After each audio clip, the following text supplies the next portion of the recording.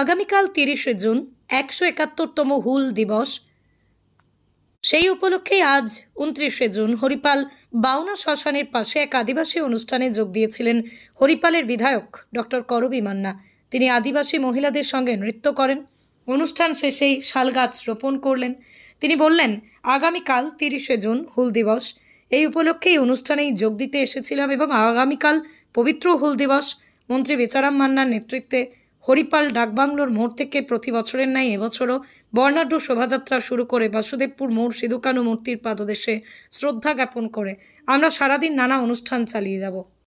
আগামীকাল ৩০শে জুন পবিত্র হুল দিবস, ১৭১তম হুল দিবস।